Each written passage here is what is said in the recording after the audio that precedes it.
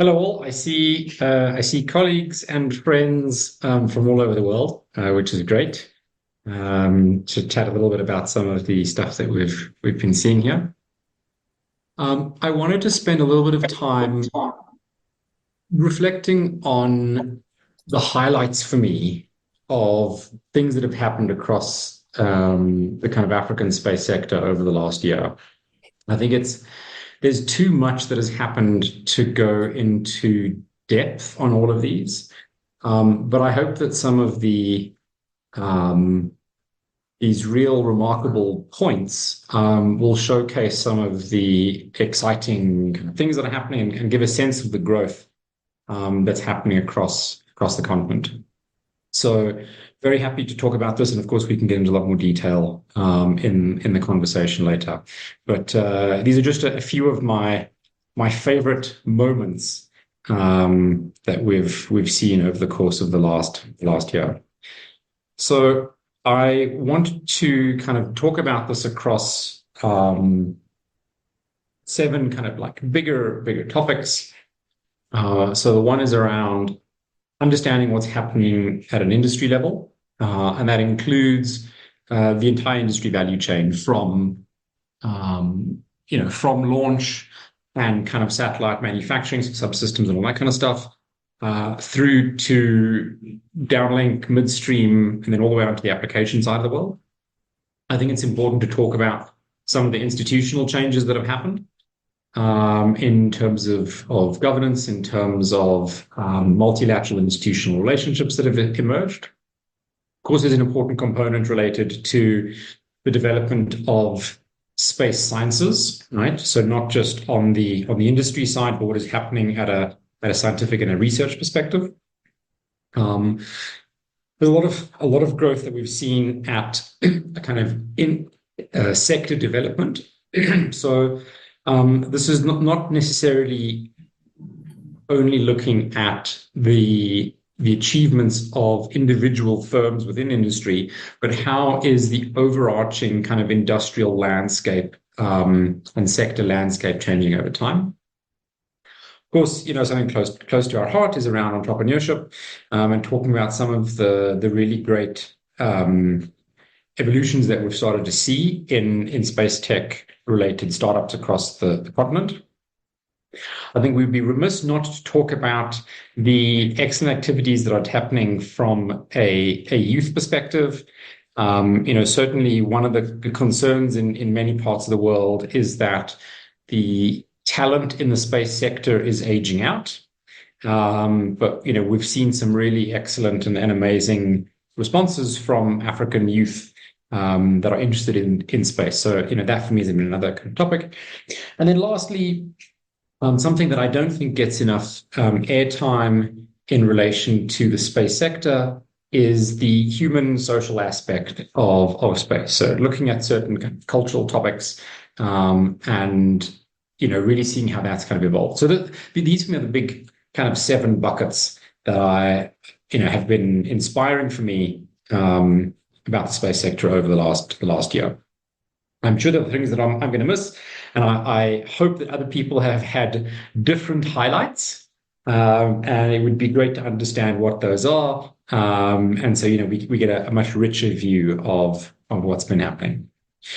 So I think for me, one of the most exciting starting points for space last year was the launch around this time, actually, of the first globally, the first agriculture-focused constellation, which was launched by Dragonfly. They're a South African satellite manufacturer that went up on a Falcon 9 launch.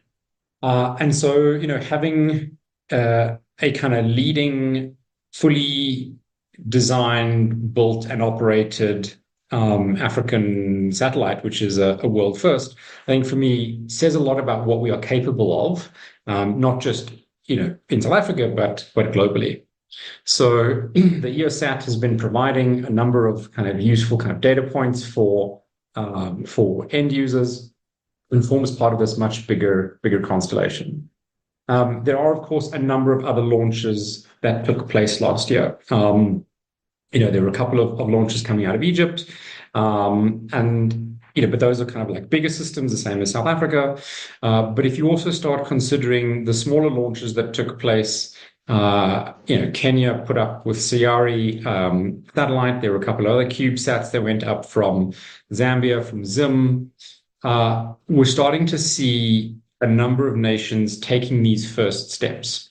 And we are not alone in this. So only a couple of months ago, Ireland, which is, in many respects, a much more, advanced economy than many places in Africa, also put up their first CubeSat. So, we may be further behind some nations, but I think collectively we have a lot of these skills and competencies. And so for me, there's been a lot of like really exciting industry development here. Other things that I think are really, exciting for me was around the launch of the assembly integration and testing facility in Egypt. That I think is a real game changer for us to now be undertaking full AIT up to, I think, 1,000 kilos. And so that kind of gives us two facilities. One, of course, in Egypt. The second capability is in South Africa at the old HOTEC, which South Africa has been upgrading as part of their $300 million space infrastructure hub. So, Cape to Cairo, two ends of this facility. There's also been some great work being done. So there's some ground stations that, we're seeing being established in East Africa, in Rwanda. And when we, look at the application area, of course, there are significant, progress being done by groups such as Digital Earth Africa, RCMRD, GMES in Africa, all looking to build out these kind of application areas. So, hundreds, thousands of people working across the whole continent on this, and really building out our industry capabilities. But to have a world-first constellation, I think is a real notable highlight for me in this sector. At an institutional level, the African Space Agency, which was promulgated, several years ago, kind of really started taking shape over the course of the last year. I think that it is a really ambitious program, and there are kind of many hurdles that they're going to have to overcome as we build out this kind of Pan-African capability. But I think that having this kind of agency that is able to coordinate and inform has the potential to really kind of develop a lot of excellent outcomes across the region. So, the ASA, I think, is a real highlight for me in terms of its own evolution. But there's a lot of other stuff that we've started seeing. So a number of countries have, for example, joined in the US's Artemis program. Nigeria, Rwanda, Angola certainly have signed up. And there's kind of like international collaboration at the space level for one of, what is going to be humanity's biggest scientific and technological endeavors is a really important step. There are other great relationships that are being built. So Roscosmos, for example, supported the development of the African Weather Space Center in Hermanus. And there are a number of other bilateral engagements that have been done between African countries in the UAE, together with Saudi, and then also further afield, looking at some of the support that we've seen from JAXA and various Chinese agencies. So I think that our institutional foundations are becoming more mature.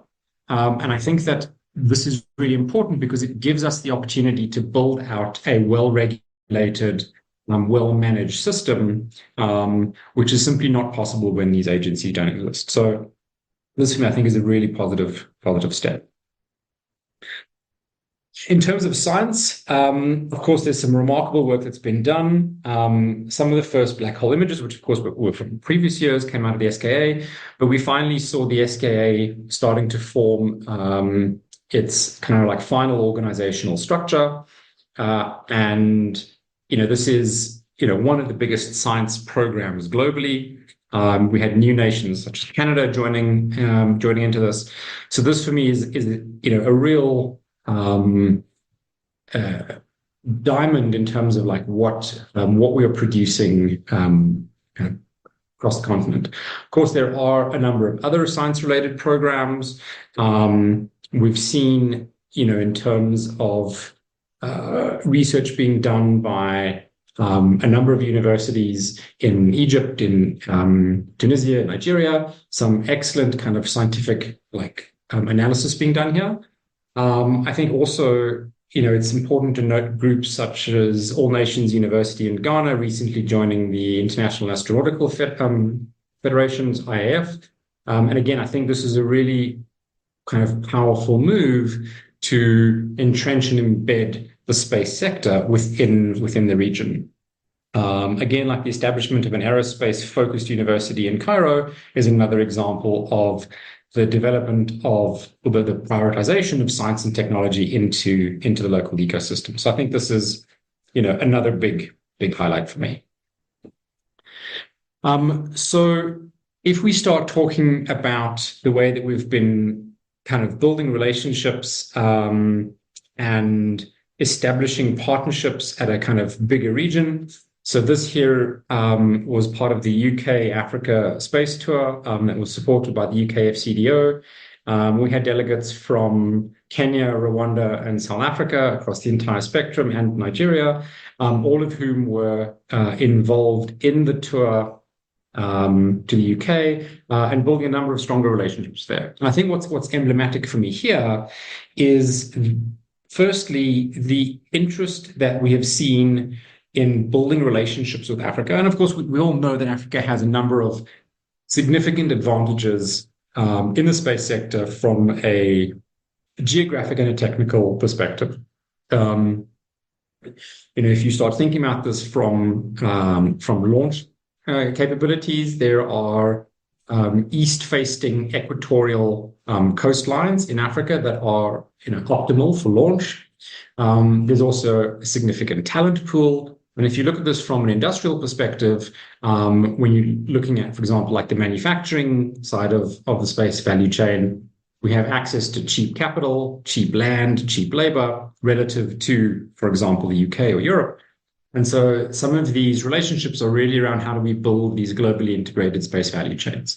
And this tour here into the UK was one example of that. And, we think we're going to see a lot more of these interactions taking place over the coming years as the industry continues to develop.